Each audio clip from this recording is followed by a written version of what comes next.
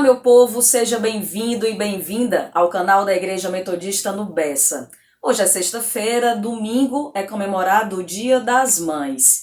E por isso, hoje a nossa conversa é sobre maternidade. É por isso que vamos inverter os papéis e eu hoje é que vou fazer as perguntas, querendo saber da experiência que a Patrícia tem nessa área de ser mãe.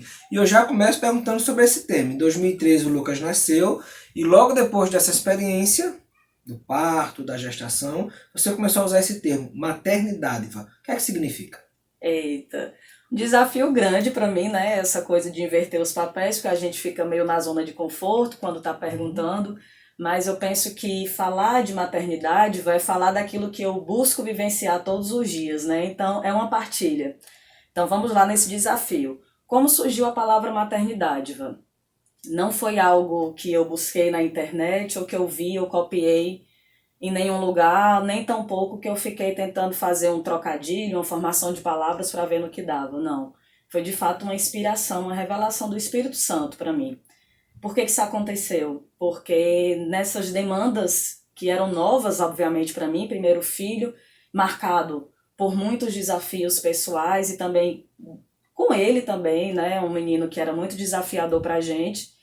E no meio daquelas lutas de às vezes me sentir incapaz de dar conta do desafio, de não saber o que fazer e achar às vezes trabalhoso demais, o Espírito Santo soprou para mim uma revelação, uma graça de dizer: a maternidade é uma dádiva, né? Maior do que toda dureza, todo desafio, é um presente, é uma graça. Aí você pode dizer, mas isso já é um clichê. Não, mas a forma como isso veio para mim foi de fato como uma graça, uma revelação que me supriu e que me orientou para conduzir a minha vida como mãe. Isso é bom. Eu acho que existe um certo romantismo, né, na questão de ser mãe, porque na verdade é desafiador. Tem todos os papéis, tem todas as dificuldades, e eu lembro das nossas noites de pouco sono, né, na época que o Lucas nasceu. Mas a pergunta é essa: apesar de tantos desafios, de tanto trabalho, de luta mesmo, como manter a graça nesse papel de ser mãe? Muito bom. Exatamente quando eu passei a compreender, logo depois do nascimento dele, que maior do que toda dificuldade era a bênção de ser mãe, de tê-lo, de vivenciar essas experiências completamente novas, esses desafios, eles não mudaram, nem foram suavizados, né? Porque eu entendo que a fé, ela não blinda, não imuniza a gente das dificuldades, dos desafios, ao contrário. A fé é uma proteção, é escudo, é uma força para a gente atravessar isso, né? E aí eu comecei a perceber Deus no meu cotidiano, porque antes eu tinha uma rotina muito programada de horário devocional, horário de busca do Senhor, você sabe disso, quantas vezes você dormindo, né? E de repente acordava, eu estava lá ajoelhada ou cantando baixinho e eu dizia, amor, tá tudo bem, fica tranquilo que eu tô só orando. E depois você foi se acostumando com isso. E quando o Lucas nasce, e com esses desafios de um bebê recém-nascido que ele coloca para nós, a sua rotina e a sua demanda, eu fui abrindo mão, obviamente, dos meus horários, das minhas agendas, de um suposto controle que a gente acha que tem das coisas. E isso, Luiz, me apresentou uma face de Deus, da paternidade de Deus, que eu nunca tinha vivenciado antes.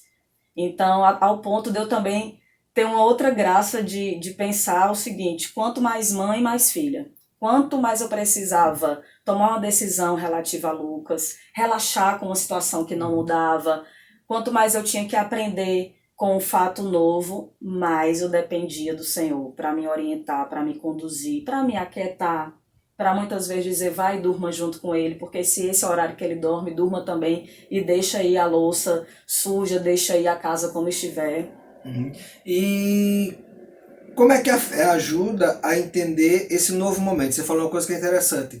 Mãe e filha. Então, quando você mais era mãe, você também aprendeu também a ser filha.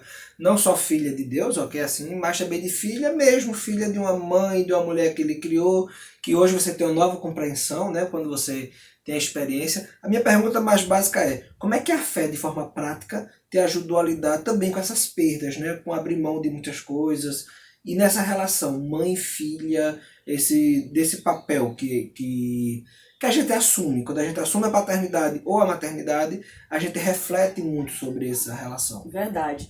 Até o nosso ministério ele muda de forma, né? Assim, a cada etapa da nossa vida, eu penso que Deus conduz a gente ministerialmente e na vida também.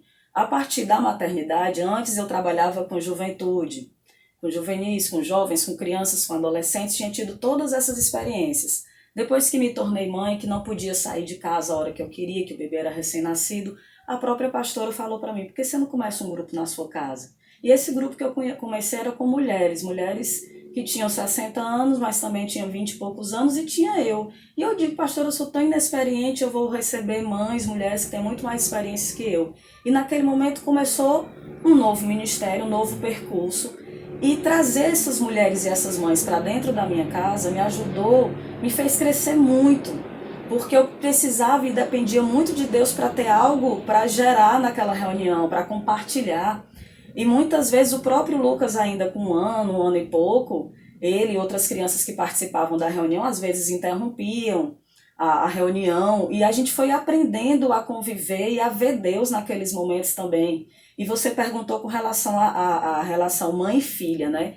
Eu tenho a graça de ter duas mães, né? E as duas são bênção de Deus na minha vida. A minha mãe me gerou e fiquei com ela até os 11 anos, e depois dos 11 anos, por questões familiares, eu fui morar com a minha tia Maria, que é pastora, já era minha madrinha de batismo na igreja católica, quando fui batizada ainda bebê, e morei com ela e fui adotada, né? Fui adotada no coração. E eu penso que isso é um grande preparo de Deus para mim, para que eu me sentisse, para que eu sentisse que ser filha do coração é ser filha igualmente. Por causa da nossa própria história de vida, minha e sua, nós decidimos, eu sou mãe do Lucas, né, que tem 6 anos e pouquinho, faz 7 anos em julho, e sou uma mãe que está há 2 anos grávida. Há um pouco mais de 2 anos estamos grávidos aí na fila de adoção, entramos no Cadastro Nacional de Adoção, estamos esperando o bebê, a criança que Deus vai mandar para a gente no tempo dele. E o fato de eu ter sido adotada, escolhida pela minha tia mãe para morar, para criar, para cuidar de mim, transformou tudo. Porque eu pude conhecer ali também a paternidade de Deus, o amor de Deus. Eu me converti na casa dela, né? E aí as duas são muito amigas, são irmãs, né? A mãe Isabel e a mãe Maria. Então, nunca houve concorrência ou competição pelo meu amor, sabe? Então, elas, junto com a minha avó, Esté, minhas tias também paternas, elas são mulheres que me mostram diversos modos de ser mãe, assim como as minhas cunhadas também, como a minha sogra. Então, cada vez que eu fui convivendo com mães e com mulheres, aí eu fui me desapegando um pouco da juventude, porque eu comecei a entrar numa nova etapa. Sim. E eu me lembro muito da palavra que diz, que quando Paulo diz: quando eu era menino, fazia o que os meninos fazem. Quando cresci, passei a fazer outras coisas, né? Então, a maternidade me deu também uma nova escala de fé, de vivência com pessoas, e hoje a gente trabalha com casais, né? Sim. Eu acho que um grande desafio para as mães é essa relação entre cuidar do filho, mas também respeitar a autonomia, o crescimento dele, as escolhas que ele está fazendo. Nós estamos começando a ver isso no Lucas, né? O Lucas está com 6, 7 anos, tá novo ainda depende muito da gente, mas a gente vê que ele tem as escolhas dele, ele tem os gostos dele. Como é essa relação da mãe que quer cuidar, mas também precisa respeitar a autonomia e o crescimento dos filhos? Eu penso que Deus é tão incrível conosco, com a nossa história, porque assim, desde o início o Lucas foi desafiador no sentido de que ele não fazia muito o que a maioria das crianças na idade dele fazia e que a gente via nos livros. A gente sempre gostou muito de ler nas revistas, na internet, e orientavam: se o menino chora muito, faça isso. Para acalmá-lo, dê um banho de ofurô, né? Nunca funcionou. Isso não sei o que cura refluxo, até coisas que a própria pediatra indicava não funcionavam. Então isso me fazia depender tanto de Deus para eu me acalmar. Eu lembro de uma vez que uma terapeuta amiga sua veio nos visitar, veio visitar o Lucas recém-nascido, e eu compartilhei com ela a minha angústia, porque o Lucas chorava muito. E ela disse: mas ele chora por causa de alguma dor? Ele chora por causa que está com fome? Eu digo: não, às vezes não tem nenhuma relação com isso. E ela disse: então o problema é com você e com o Luiz, naturalize o choro dele. E aí eu pensei que o meu filho tem uma linguagem que só eu compreendo, entre aspas, né? Porque não é também tão assim, né? Os filhos, eles não são um reflexo, um espelho ou uma continuidade dos pais. Os filhos, eles aprendem com a gente mesmo, quando a gente diz, vá tomar banho, por exemplo, nessa fase, mesmo sabendo que o banho não vai ficar 100%, né? Guarde sua farda da escola, me ajuda a tirar a mesa, eu faço isso muito com ele. A gente vai ensinando o filho a ter autonomia, Sim. a tomar decisão, a se desapegar da gente. Aí, de repente, quando o filho se torna pássaro, como diz Rubem Alves, quando o filho começa a voar, a gente quer, às vezes, prendê-los nas gaiolas dos nossos conceitos, daquilo que a gente definiu para ele que era bom, que era correto. Então, agradeço muito a Deus, amor, porque mesmo tendo ainda menos de 7 anos, desde o início Deus ensinou pra gente, tem ensinado que o Lucas não pertence a gente. Verdade. Que o Lucas pertence ao Senhor, né?